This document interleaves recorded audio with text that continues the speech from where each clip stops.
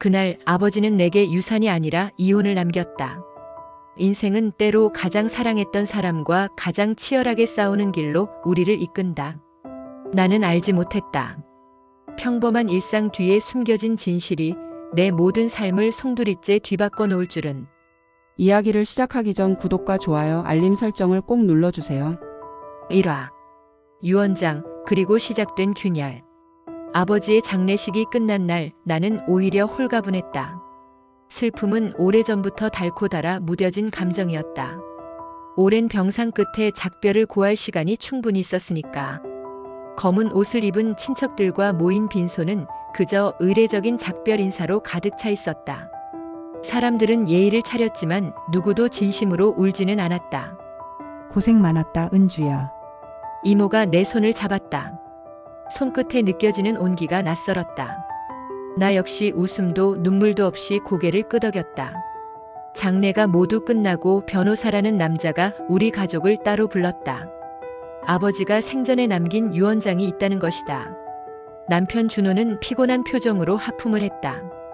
그냥 집 한 채 정도 물려주신 거겠지. 뭐 그리 긴장해. 나는 애써 웃어 보였다. 기대는 하지 않았다. 아버지는 생전에도 나에게 무뚝뚝한 사람이었으니까. 재산 같은 건 생각해 본 적도 없었다. 작은 회의실 같은 방에 모였다. 친정어머니, 남편 준호, 그리고 변호사. 변호사는 두툼한 봉투를 꺼내 조심스럽게 입을 열었다. 고인은 유언장에 분명히 남기셨습니다. 짧은 숨을 고르고 그는 낭독을 시작했다. 나, 고 정영수는 내 전 재산을 나의 하나뿐인 딸 정은주에게 상속한다. 단 조건이 있다. 순간 방 안이 쥐 죽은 듯 조용해졌다. 조건은 남편 박준호와 이혼할 것. 나는 숨이 멎는 줄 알았다. 뭐라고? 옆에 앉은 준호가 고개를 획 돌렸다. 그의 눈이 커졌다. 친정어머니는 손으로 입을 틀어막았다. 만약 이혼하지 않을 경우 모든 재산은 사회에 환원한다. 변호사가 마지막 문장을 읽는 동안 내 심장은 덜컥 깊은 곳으로 가라앉았다. 2화. 돈 앞에 드러나는 민낯.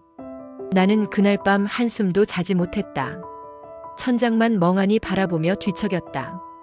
귓가에는 변호사의 목소리가 메아리 쳤다. 박준호 씨에 대한 부정적인 사실이 있습니다. 대체 어떤 사실이기에 아버지가 이런 조건까지 걸었을까? 눈꺼풀이 무거워질 때쯤 옆에 누운 준호가 갑자기 몸을 돌렸다. 은주야, 우리 얘기 좀 할까? 거실로 자리를 옮겼다. 준호는 따뜻한 차를 내왔다. 한참을 머뭇거리던 그는 입을 열었다. 은주야, 나 사실 이혼 나쁘게 생각 안 해. 나는 찻잔을 내려놓았다. 무슨 말이야? 준호는 최대한 부드러운 목소리로 말했다. 형식적으로만 이혼하자는 거야. 법적으로만. 우리 둘이 따로 사는 것도 아니고 계속 부부처럼 지내는 거지. 나는 아무 말 없이 그를 바라보았다. 준호는 말을 이어갔다. 내가 상속받으면 우리 둘 다 편하잖아. 애들도 걱정 없고. 오히려 잘 된 거지. 그의 말에는 논리도 있었고 현실적인 설득력도 있었다. 그러나 이상하게 가슴 한켠이 싸늘하게 식어갔다. 다음 날 아침 시어머니가 집으로 찾아왔다. 은주야, 너 정신 차려야 해. 시어머니는 현관문을 열고 들어오자마자 소리쳤다.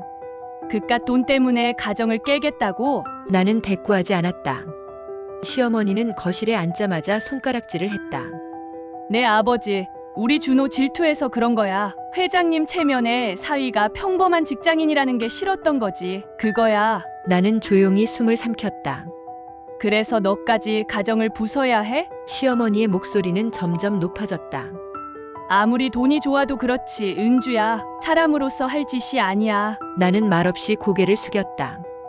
아무리 생각해도 이 상황은 지독히 모순적이었다. 그날 저녁 친정어머니에게서 전화가 왔다. 은주야, 억울해하지 마라. 어머니는 단호했다. 내 아버지가 왜 그런 유언을 남겼겠니? 다 너 생각해서 그런 거야. 나는 조심스레 물었다. 아버지가 준호를 조사했다던데. 어머니는 한숨을 쉬었다. 그래. 내가 모르는 일들이 있었어. 가슴이 철렁 내려앉았다. 준호 다른 여자 만난 거 알지? 아버지 다 알고 계셨어. 그 사람이 내 인생 갉아먹을까봐 그렇게까지 하신 거야. 나는 핸드폰을 쥔 손에 힘이 들어갔다. 며칠 뒤 준호는 저녁을 먹으며 또다시 은근히 말을 꺼냈다. 은주야, 이번 주에 구청 가자. 이혼 신고하려면 준비할 서류가 많대. 나는 조용히 물었다. 진짜 그렇게 위장 이혼만 하고 살 수 있을까? 준호는 웃으며 말했다. 그럼 돈도 생기고 우리도 편해지고 싫을 이유가 어디 있어? 그의 웃음 속에서 나는 뭔가 이상한 냄새를 맡았다. 돈. 정말 이 사람은 우리의 관계보다 돈을 더 중하게 여기는 걸까? 주말 나는 우연히 준호의 노트북을 보게 되었다. 브라우저 창에 남겨진 검색 기록. 고액 상속세 절감 방법. 이혼 후 재산 분할 청구. 심장이 쿵 하고 내려앉았다. 그는 이미 내가 재산을 받으면 자신이 얼마를 가져갈 수 있을지 계산하고 있었다. 밤늦게 준호가 씻고 나온 뒤 나는 물었다. 준호야, 솔직히 말해줘. 넌 돈이 필요해서 나랑 이혼하고 싶어 하는 거야? 그는 씩 웃었다. 은주야, 이 세상에 돈 싫어하는 사람이 어딨어? 우리도 먹고 살아야지. 그는 그렇게 말하며 내 머리를 쓰다듬었다. 하지만 나는 머리를 쓰다듬는 손길이 지독히 차갑게 느껴졌다. 그날 밤 나는 다시 변호사 사무실을 찾았다. 변호사는 조심스레 두 번째 봉투를 내밀었다. 이건 고 정영수 회장님이 남기신 메모입니다. 나는 떨리는 손으로 메모를 펼쳤다. 은주야, 내가 진짜 행복해지길 바란다. 남편을 믿지 마라. 그 짧은 문장이 나를 무너뜨렸다. 아버지는 알고 있었다. 모든 걸. 집으로 돌아와 나는 한참을 거실 소파에 앉아 있었다. 준호는 아무것도 모른 채 잠든 얼굴이었다. 나는 조용히 핸드폰을 들었다. 이혼 서류 준비해 주세요. 변호사에게 그렇게 말했다. 눈물이 한 줄기 흘렀다. 그러나 그 눈물은 슬픔 때문이 아니었다. 비로소 결심이 섰다. 이 지독한 관계를 끝내야 한다는 것. 돈 때문이 아니라 나 자신을 지키기 위해서. 아버지가 마지막으로 나에게 남긴 길이었다. 3화. 숨겨진 진실. 이혼을 결심한 다음 날 나는 마치 세상이 달라진 것 같았다. 커피를 내리는 손끝이 떨렸다. 숨 쉬는 것조차 조심스러웠다. 준호는 아무것도 모르는 얼굴로 식탁에 앉아 있었다. 오늘 저녁엔 갈비 먹자. 너 좋아하잖아. 평소와 다를 것 없는 아침. 그런데 나는 그 평온함이 오히려 불편했다. 오후가 되자 변호사 이준석 씨에게 연락이 왔다. 정은주 씨, 추가로 드릴 정보가 있습니다. 카페에서 마주 앉은 그는 두꺼운 파일을 꺼냈다. 회장님께서 박준호 씨를 조사하신 자료입니다. 직접 보시는 게 좋겠습니다. 나는 떨리는 손으로 파일을 펼쳤다. 첫 장부터 충격이었다. 박준호 3년 전 모 회사 여직원과 부적절한 관계. 금전적 거래 정황 있음. 최근까지도 외부 여성과 연락 유지. 머릿속이 하얘졌다. 이건. 이준석 변호사는 고개를 끄덕였다. 회장님께서는 은주 씨가 이런 사실을 모른 채 살까봐 상속을 조건부로 걸 수밖에 없었다고 하셨습니다. 나는 집으로 돌아오는 길 몇 번이나 차를 길가에 세웠다. 숨을 쉴 수가 없었다. 생각해보면 준호의 이상한 행동들은 오래전부터 있었다. 야근이 잦아졌던 그해 겨울. 출장이라며 며칠씩 연락을 끊었던 봄. 그리고 설명할 수 없는 냉기. 나는 일부러 모른 척했던 걸까? 집에 도착하자 준호가 반겼다. 은주야, 어디 갔었어? 걱정했잖아. 그의 웃는 얼굴을 보며 속이 뒤집혔다. 나는 조용히 말했다. 준호야, 우리 얘기 좀 하자. 거실 소파에 마주 앉았다. 우리 정말 위장 이혼만 할 수 있을까? 준호는 능청스럽게 웃었다. 그럼 너만 믿으면 돼. 나는 심호흡을 했다. 혹시 다른 여자 만나본 적 있어? 순간 준호의 얼굴이 굳었다. 무슨 소리야, 갑자기. 나는 그를 똑바로 바라보았다. 아버지가 당신을 조사했어. 난 다 알고 있어. 준호는 입술을 깨물었다. 그건 오래전 일이야. 지나간 거야. 지나간 일? 지금도 연락하는 거 아니야? 준호는 말을 잇지 못했다. 밤새도록 나는 침대에 누워 생각했다. 이 사람은 내 곁에 있으면서도 늘 다른 곳을 바라보고 있었던 거다. 내가 아끼고 지켜온 결혼 생활은 사실 환상에 불과했다. 다음 날 나는 아버지의 비서를 만났다.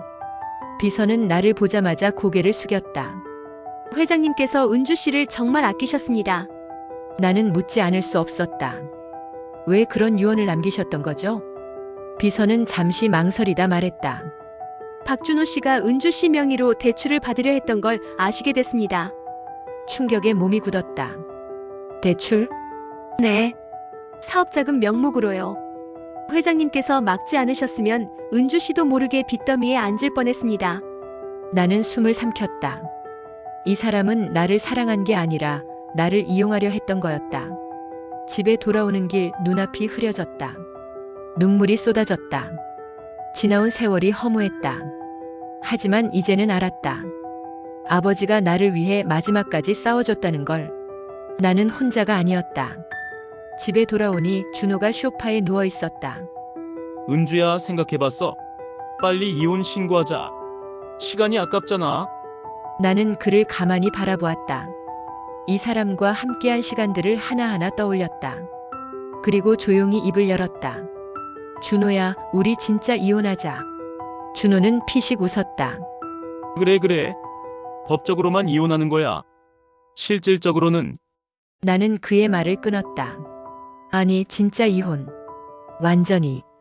준호는 그제야 나를 똑바로 바라보았다. 그의 얼굴이 일그러졌다. 은주야, 장난하지 마. 나는 고개를 저었다. 장난 아니야. 난 너랑 끝낼 거야. 준호는 벌떡 일어나 소리를 질렀다. 그깟 돈 때문에 우리 가정을 버린다고. 너도 똑같은 여자였어. 나는 차분히 대답했다. 돈 때문이 아니야. 나를 지키기 위해서야. 그날 밤 나는 변호사에게 전화를 걸었다. 이혼 소송 준비해주세요. 전화기를 내려놓은 뒤 나는 거실 한가운데 서서 한참을 울었다. 그동안 외면했던 진실과 억눌렀던 분노와 잃어버린 시간들. 모든 것이 폭풍처럼 밀려왔다. 하지만 그 눈물 끝에는 새로운 시작이 있었다. 나는 다시 살아야 했다. 나를 위해. 사화. 파헤쳐지는 과거. 아침 햇살이 창문을 타고 방 안으로 스며들었다. 나는 침대에 앉아 커튼 틈으로 들어오는 빛을 바라보았다. 한밤중에 흘린 눈물은 말랐지만 마음은 여전히 무거웠다. 끝까지 가자. 나는 조용히 혼잣말을 했다. 스스로를 다잡았다. 변호사 이준석 씨와 다시 만났다. 이번엔 단순히 서류를 넘기는 만남이 아니었다. 회장님이 박준호 씨에 대해 수집한 모든 기록을 드리겠습니다. 그는 조심스럽게 두꺼운 파일과 함께 USB 하나를 내밀었다.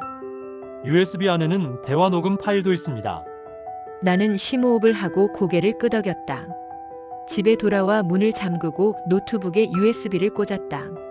녹음 파일을 MP3 재생 버튼을 누르자 아버지의 낮고 단호한 목소리가 흘러나왔다. 내가 우리 은주랑 결혼한 진짜 이유가 뭔지 솔직히 말해. 잠시 침묵. 그리고 준호의 어색한 웃음소리. 회장님, 무슨 말씀을 그렇게 하세요? 사랑해서 결혼한 거지. 아버지의 냉랭한 한숨. 사랑.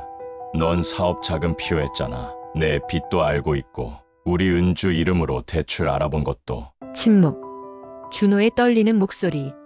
그건 잠깐 생각했던 거지 실행한 건 아니에요.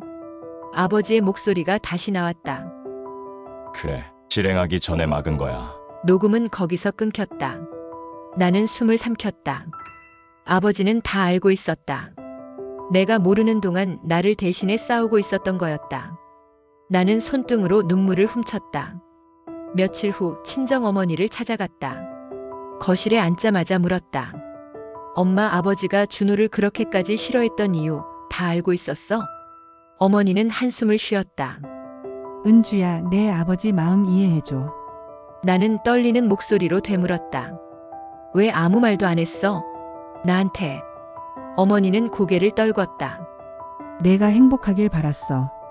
혹시라도 준호가 변할까봐 기회를 준 거야. 나는 씁쓸하게 웃었다. 결국 변하지 않았잖아.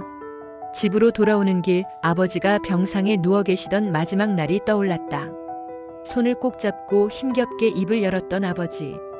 은주야, 어떤 일이 있어도 내 자신을 잃지 마라. 그때는 그 말의 의미를 몰랐다. 이제야 알 것 같았다. 그날 밤 준호가 다가왔다. 은주야, 너 요즘 왜 이렇게 예민해? 이혼 준비하니까 신경 쓰이는 거야? 나는 조용히 그를 바라보았다. 이 남자는 아직도 모든 걸 게임처럼 생각하고 있었다. 나는 물었다. 준호야, 정말 나 사랑했어? 처음부터? 준호는 잠시 멈칫했다. 사랑했지. 그는 대답했지만 눈을 마주치지 못했다. 나는 조용히 고개를 끄덕였다. 다음 날 변호사 사무실에서 정식으로 이혼 소송 서류에 서명했다. 볼펜 끝이 종이를 찍을 때 손이 약간 떨렸다. 그러나 멈추지 않았다. 사인을 끝내고 나니 이상하게도 마음이 평온했다. 이제 시작이었다. 나를 위한 인생. 아버지가 지켜주려 했던 진짜 삶을 이제 내가 지켜야 했다. 5화. 남편의 본색. 서류에 사인한 다음 날 나는 짐짓 아무 일도 없던 사람처럼 일상으로 돌아갔다. 아이들을 등교시키고 장을 보고 저녁을 준비했다. 그런데 모든 것이 어색했다. 숨 쉬는 것조차 연극 같았다. 준호는 그런 내 모습을 알아챈 건지 알면서도 모른 척한 건지 평소보다 더 부드럽게 다가왔다.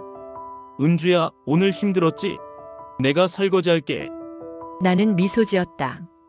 가짜 미소였다. 밤늦게 준호가 소파에 앉아 맥주를 마시며 말했다. 은주야, 이혼하면 바로 내 앞으로 돈 들어오는 거지. 나는 조심스럽게 고개를 끄덕였다. 준호는 시익 웃었다. 좋네. 우리 계획대로야. 그는 너무 쉽게 말했다. 마치 사랑도 결혼도 모든 것이 거래였던 것처럼. 며칠 뒤 나는 우연히 준호의 핸드폰을 보게 되었다. 카톡 알림이 떴다. 오빠, 이혼 정리되면 바로 우리 얘기하는 거야. 보고 싶어. 숨이 턱 막혔다. 나는 손이 덜덜 떨렸다. 조심스레 대화를 열어봤다. 거기엔 준호가 다른 여자와 나누던 수많은 대화가 있었다. 조금만 참아. 곧 자유로워질 거야. 우리 집 알아봤어. 같이 살 집. 가슴이 갈라지는 것 같았다. 준호는 단순히 위장 이혼을 원했던 게 아니었다. 진짜로 나를 버리고 다른 여자와 새로운 인생을 꿈꾸고 있었다. 그날 밤 준호가 씻고 나온 순간을 기다렸다가 나는 핸드폰을 들이밀었다. 이게 뭐야?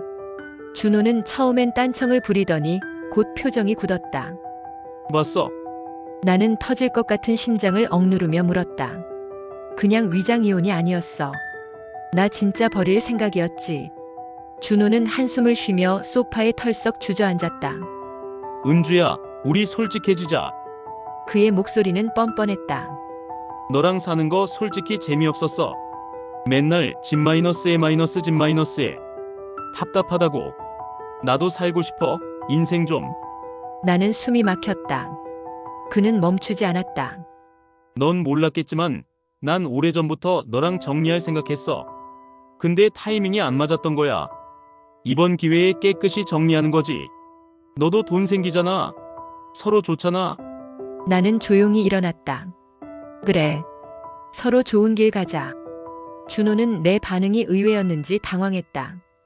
은주야, 감정 섞지 말자고 했잖아. 이성적으로 가자고. 나는 미소 지었다. 아주 차가운 미소였다. 그래. 아주 이성적으로 정리해줄게. 다음 날 변호사 사무실로 달려갔다. 상대방의 외도 증거 추가합니다. 이준석 변호사는 고개를 끄덕이며 서류를 정리했다. 이 경우 위자료 청구도 가능합니다. 강하게 밀어붙이시죠. 나는 힘주어 말했다. 최대한 3개. 며칠 뒤 준호에게 소장이 전달되었다. 그날 저녁 그는 집으로 들이닥쳤다. 이게 뭐야?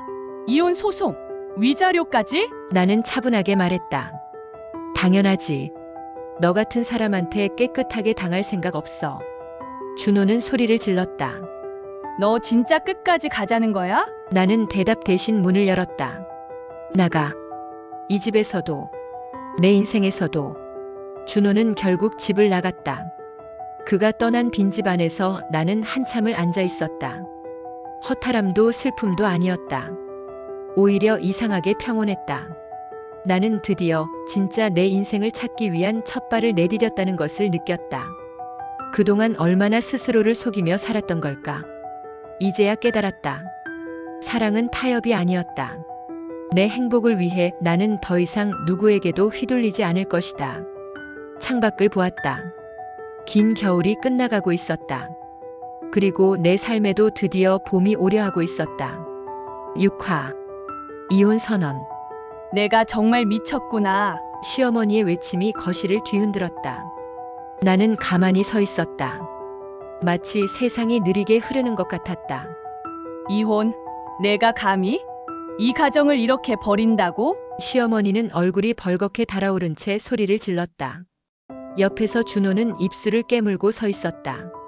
친정어머니는 두 손을 꼭 모은 채 조용히 내 편에 서 있었다. 나는 숨을 가다듬었다.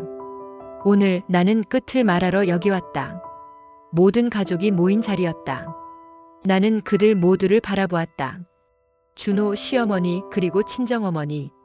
잠깐 아버지가 살아계셨던 장면이 스쳐갔다. 그의 단호했던 눈빛.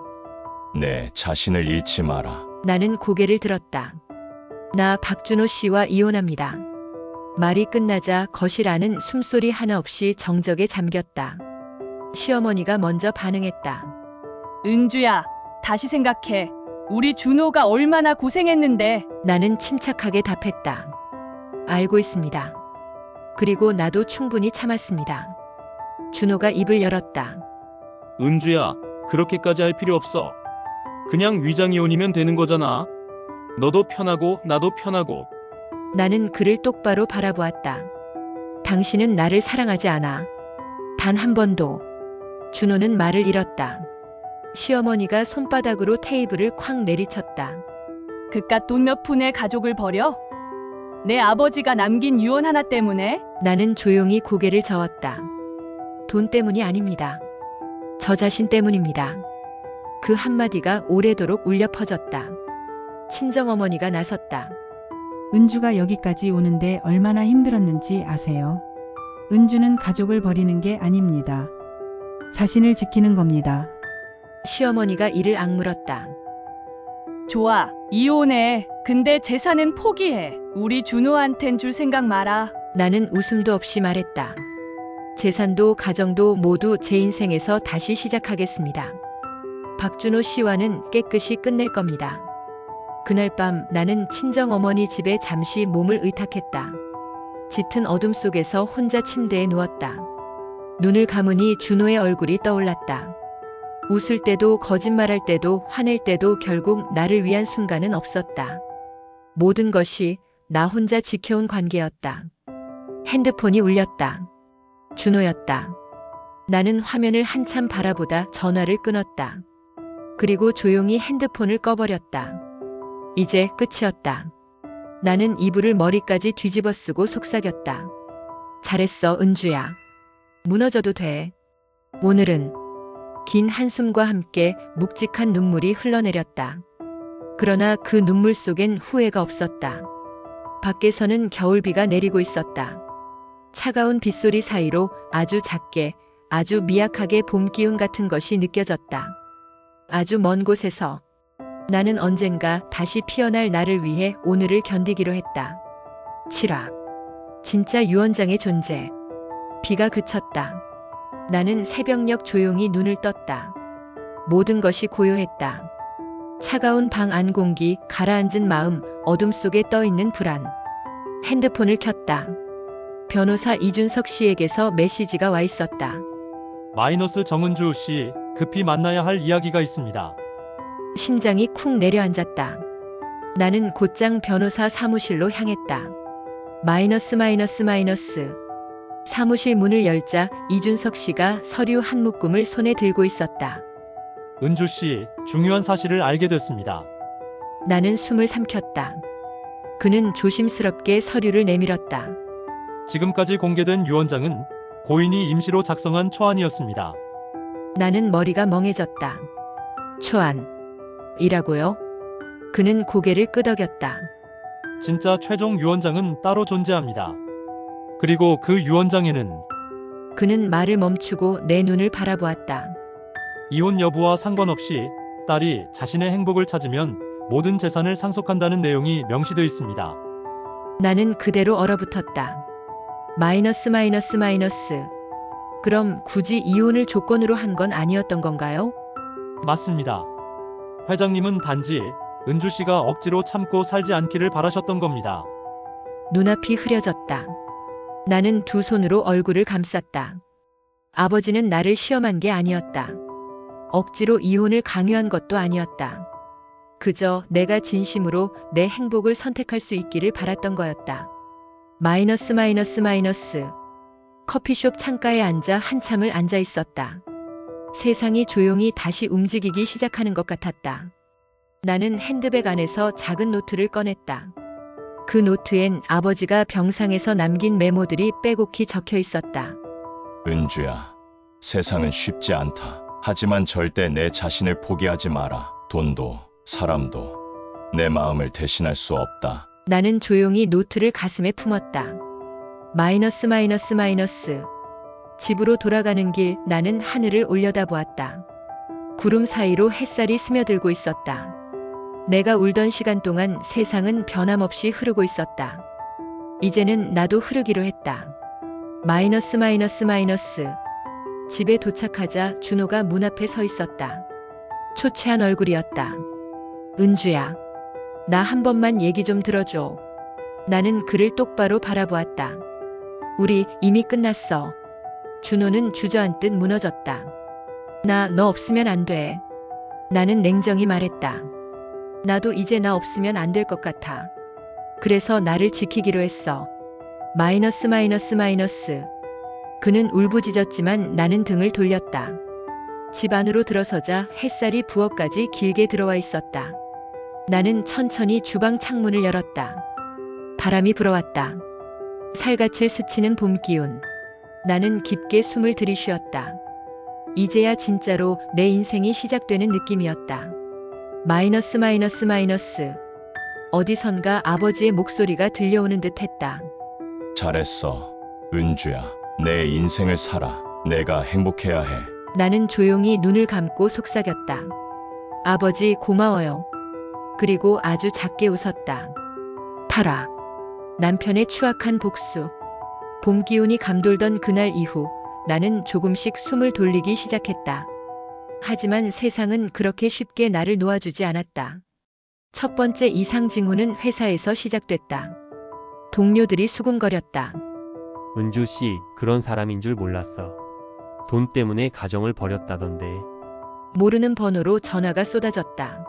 상속녀 나으리, 돈 맛이 좋습니까? 익명의 댓글처럼 독한 말들이 내 일상으로 파고들었다. 나는 곧장 변호사에게 연락했다. 이준석 변호사님, 누군가 저에 대해 헛소문을 퍼뜨리고 있어요. 그는 침착하게 물었다. 혹시 박준호 씨 쪽 아닐까요? 심장이 철렁 내려앉았다. 생각할수록 가능성이 짙었다.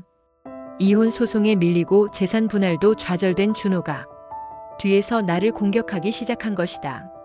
며칠 후 결정적인 사건이 터졌다. 회사에 익명의 제보가 들어왔다. 정은주 아버지 유언장을 조작했다는 의혹. 회사 인사팀이 나를 불러 세웠다. 은주 씨 조사가 필요할 것 같습니다. 나는 손이 떨렸다. 저 아닙니다. 알고 있습니다. 하지만 외부에서 제보가 들어오면 무시할 수가 없어요. 나는 서류를 내려놓고 고개를 숙였다. 밤늦게 집에 돌아와 거울 앞에 섰다. 지쳐 있었다. 하지만 포기할 수는 없었다. 이 싸움은 나 혼자만의 싸움이 아니었다. 아버지가 지켜주려 했던 나 스스로 지켜야만 했다. 나는 곧바로 경찰서에 명예훼손과 모욕죄로 고소장을 제출했다. 증거도 모았다. 준호가 지인들에게 퍼뜨린 메시지 캡처본, 익명 계정을 추적해 확인된 준호의 IP 기록.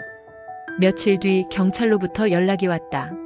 박준호 씨를 소환 조사하겠습니다. 나는 조용히 미소 지었다. 이제 반격할 시간이었다. 준호는 내게 전화를 걸어왔다. 은주야, 오해야. 내가 한 거 아니야. 나는 담담히 대답했다. 법정에서 얘기하자. 그는 욕설을 퍼부으며 전화를 끊었다. 며칠 뒤 준호는 경찰 조사에서 자신의 혐의를 부인했다. 하지만 이미 모든 증거가 준비돼 있었다. 형사 사건은 민사 소송과 별개로 진행되었고 준호는 더 이상 발을 뺄 수 없는 상황에 몰렸다. 그 무렵 준호의 어머니가 집으로 찾아왔다. 은주야, 제발 고소만은 취하해라. 우리 준호 인생 망가진다. 나는 담담하게 대답했다. 저도 제 인생 망가졌어요. 그 한마디에 시어머니는 아무 말도 하지 못했다. 나는 느꼈다. 복수는 소모적인 감정이 아니었다. 내 삶을 되찾기 위한 아주 냉정한 선택이었다. 밤하늘을 올려다봤다. 별이 총총 떠 있었다. 아버지가 저 너머 어딘가에서 나를 지켜보고 있을 것 같았다. 나는 조용히 속삭였다. 아버지, 저 잘하고 있어요. 그리고 다시 앞으로 걸어가기 시작했다. 구하, 해방. 법원의 문을 나서는 순간 나는 하늘을 올려다보았다. 짙푸른 하늘 아래 흰 구름이 천천히 떠가고 있었다. 손에는 한 장의 서류가 들려 있었다. 정은주, 박준호와의 이혼 확정.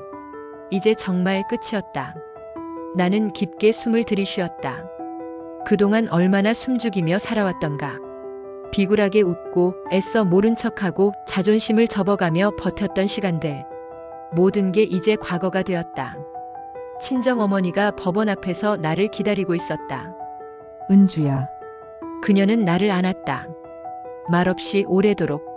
나는 참아왔던 눈물을 터뜨렸다. 그 품 안에서 어린아이가 되어 엉엉 울었다. 이제 다시 시작하면 돼. 어머니는 조용히 말했다. 나는 눈물에 젖은 얼굴로 고개를 끄덕였다. 며칠 후 아버지의 묘소를 찾았다. 산등성이에 자리한 작은 봉분 앞에 무릎을 꿇었다. 손에 들고 온 꽃다발을 내려놓았다. 아버지, 저 드디어 해냈어요.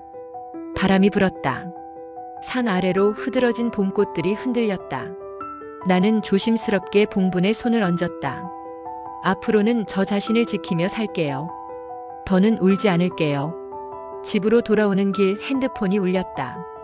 법무법인 이준석. 나는 전화를 받았다. 정은주 씨, 상속 절차가 완료됐습니다.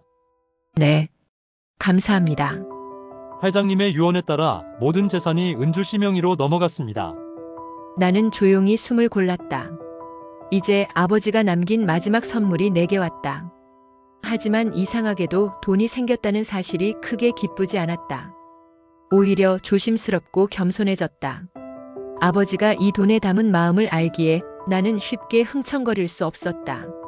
새로 이사온 작은 집. 커튼을 달고 가구를 정리하고 작은 화분을 놓았다. 창밖으로 햇살이 들어왔다. 나는 벽에 기대어 한참을 눈을 감았다. 고요한 평화. 그 무엇과도 바꿀 수 없는 시간이었다. 친구가 찾아왔다. 은주야, 얼굴 좋아졌다. 나는 웃었다. 그래, 나도 그렇게 느껴. 친구는 진심 어린 눈으로 나를 바라보았다. 너 진짜 많이 변했어. 예전엔 항상 불안해 보였는데 지금은 단단해 보여. 나는 커피잔을 만지작거리며 대답했다. 나 이제야 진짜 내 인생을 살려고 해. 가끔은 외로웠다. 혼자 밥을 먹을 때, 혼자 영화를 볼 때 문득문득 허전함이 밀려왔다. 하지만 그 외로움마저도 견딜 수 있었다. 왜냐하면 그건 누군가에게 끌려다니는 외로움이 아니라 내가 선택한 고요였으니까. 어느 일요일 아침 나는 작은 여행을 떠났다. 바닷가 마을. 잔잔한 파도 소리에 귀를 기울이며 모래 위를 걷고 있었다. 한참을 걸어 바다 앞에 섰다. 멀리서 갈매기 울음소리가 들려왔다. 나는 신발을 벗고 물가로 다가갔다. 차가운 바닷물이 발끝을 스쳤다. 나는 두 팔을 벌리고 크게 숨을 들이쉬었다. 은주야, 잘 살아. 내가 나에게 말했다. 그리고 웃었다. 이제야 정말 자유로웠다. 어떤 누구에게도, 어떤 돈에도, 어떤 두려움에도 묶이지 않는 나. 해가 저물 무렵 나는 조용히 메모장을 꺼냈다. 그리고 한 줄을 적었다. 다시 나로 살아간다. 바다가 붉게 물들고 있었다. 나는 그 풍경을 오래도록 바라보았다. 그리고 다짐했다. 앞으로 어떤 상처가 오더라도 나는 다시는 나 자신을 버리지 않을 것이다. 진심으로 사랑할 것이다. 가장 먼저 나 자신을. 10화. 돈이 전부는 아니었다. 조용한 오후였다. 새로 이사한 작은 집 커튼 사이로 부드러운 햇살이 흘러들었다. 따뜻한 차를 한 잔 따라 놓고 나는 테이블 앞에 앉았다. 창밖에서는 봄바람이 어린 나뭇잎을 흔들고 있었다. 모든 게 평화로웠다. 그런데 문득 마음 한구석이 공허했다. 상속받은 재산은 내 계좌에 고스란히 들어와 있었다. 건물 몇 채, 현금 수십억. 가진 것이 많아졌지만 마음이 가득 찬 느낌은 아니었다. 오히려 이상했다.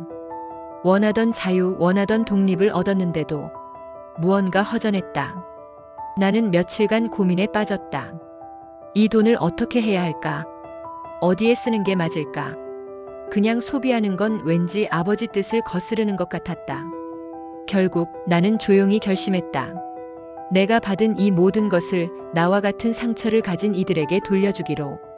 아버지가 내게 남긴 마음을 또 다른 누군가의 삶을 위해 쓰기로. 나는 작은 장학재단을 설립했다. 가정폭력 생존자, 이혼으로 상처받은 여성들, 홀로 아이를 키우는 엄마들. 그들에게 작지만 실질적인 도움을 주는 일을 시작했다. 첫 번째 수혜자가 선정된 날, 나는 긴장된 마음으로 편지를 읽었다. 저를 믿어주셔서 감사합니다. 다시 살아볼 용기가 생겼어요. 나는 눈을 감았다. 어느새 집안에는 사람들의 웃음소리가 퍼지기 시작했다. 수혜자들과 작은 모임을 가졌던 날, 아이들의 웃음소리, 따뜻한 인사, 그 속에서 나는 비로소 깨달았다. 돈이 전부가 아니었다. 아버지가 남긴 것은 단순한 재산이 아니라 나를 그리고 내 삶을 다시 일으켜 세울 수 있는 믿음이었다. 그 믿음을 이제 나는 다른 사람들에게 전하고 있었다. 봄이 완연해졌다. 나는 다시 바닷가를 찾았다. 이번에는 혼자가 아니었다. 내가 돕기 시작한 이들과 함께였다. 아이들이 모래성을 쌓고 어른들이 웃으며 사진을 찍었다. 나는 그 모습을 멀리서 바라보았다. 그리고 조용히 속삭였다. 아버지, 이제 알겠어요. 진짜 행복은 나 혼자 잘 사는 게 아니었어요. 그날 저녁 바다를 등지고 돌아서며 나는 다시 한번 다짐했다. 앞으로도 흔들릴 것이다. 외로울 것이다. 때로는 무너질지도 모른다. 하지만 절대 나 자신을 버리지는 않을 것이다. 나를 믿어준 사람들을 위해, 그리고 무엇보다 나를 위해. 집으로 돌아오는 길, 나는 가만히 하늘을 올려다보았다. 별이 총총 떠 있었다. 그 별들 사이에서 아버지가 조용히 웃고 있는 듯 했다. 나는 가슴 깊이 인사했다. 아버지, 저 잘 살아갈게요.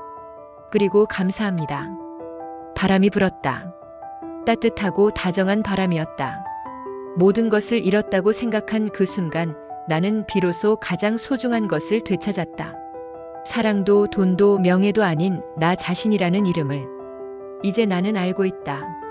행복은 조건이 아니라 결심이라는 것을. 그리고 진짜 강함은 아픔 속에서도 다시 일어서는 데 있다는 것을. 다시 나로 살아가는 길 위에 나는 오늘도 한 발짝 내딛는다.